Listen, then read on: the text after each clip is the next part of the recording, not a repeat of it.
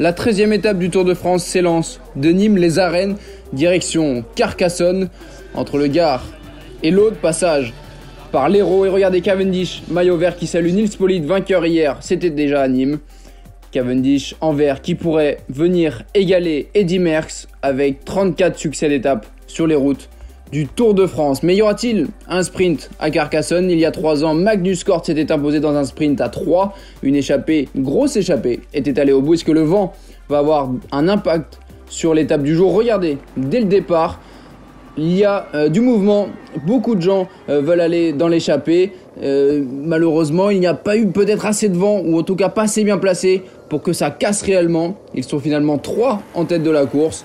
Pierre Latour, le français de Total Energy, Omer Goldstein, l'israélien d'Israël Startup Nation, et Sean Bennett, l'américain de Kubeka Next H. Rien à voir avec Sam, ni avec George. Le peloton est emmené par les formations de sprinters. Il n'y en a plus beaucoup capables de rouler. Il y a donc Deceuninck Quick-Step pour Cavendish, Alpecin Phoenix pour Jasper Philipsen. Omer Goldstein, Sean Bennett et Pierre Latour se sont disputés le sprint intermédiaire. Derrière aussi, ça se bataille pour les points. Et c'est Sonny Colbrelli qui va prendre le meilleur sur Michael Matthews, sur Michael Morkov.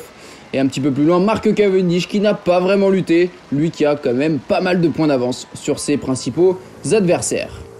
À 66 km de l'arrivée, Philippe Gilbert et Pierre Rolland, les anciens, décident de se rebeller. Ils accélèrent. Et regardez, de la tension, de la nervosité et une énorme chute sur une petite route dans l'arrière-pays. Regardez, pas mal de coureurs sont allés dans la verdure sur le côté. On voit Søren Kragh Andersen ressortir comme il peut. C'est assez impressionnant. Simon Yates est reparti, mais le Britannique va abandonner quelques kilomètres plus tard, tout comme Roger Kluge ou Lucas Hamilton. Cette chute a fait des dégâts. À l'avant, Sean Bennett avait abdiqué auparavant, mais regardez, on a vu Omer Goldstein et Pierre Latour, eux, ont continué à batailler. Quentin Paché a ensuite tenté en solitaire. Il a pris jusqu'à 1 minute 15 d'avance, mais finalement, tout est rentré dans l'ordre à moins de 10 km de l'arrivée. Regardez, les formations de sprinters qui se mêlent aux favoris du général comme Richard Carapace, bien accompagné par Michał Kwiatkowski. Il y a de la tension, il y a de la nervosité, on le sait. Le vent, le final est toujours un petit peu piégeux. La formation de Deceuninck Quick-Step qui peut compter sur un train diminué. Tim Declercq qui est tombé dans la grosse chute massive. Et là, regardez, la Deceuninck Quick-Step qui se fait déborder un petit peu par la DSM de Kisball. Et finalement, Davide Ballerini, l'un des poissons pilotes, qui tente sa chance à 400 mètres. Et Morkov qui volontairement n'y va pas, il laisse faire le travail aux autres. Un petit moment d'incompréhension. Qui va faire l'effort? C'est Ivan Garcia Cortina, le coureur de la Movistar qui lance de très loin. Il va reprendre Ballerini et se retrouver en tête de la course à moins de 200 mètres de la ligne. Morkov, Cavendish, Philipsen sont placés juste derrière.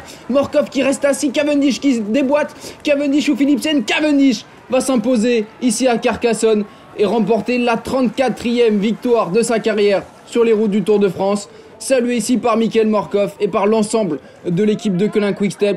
C'est aujourd'hui un jour à marquer d'une pierre blanche sur le calendrier dans l'histoire du Tour de France. Regardez ce sprint vu du ciel. Michael Morkov qui a failli presque gagner. Regardez, il va prendre la 2e place juste derrière son leader. Mais il a freiné dans les derniers mètres pour offrir le succès à Mark Cavendish. Philipsen est encore sur le podium, mais battu par plus fort, par plus rapide, par l'homme de l'île de Man, Mark Cavendish, qui s'impose et rejoint Merckx. Il pourra même le dépasser, que ce soit à Libourne ou plus tard à Paris.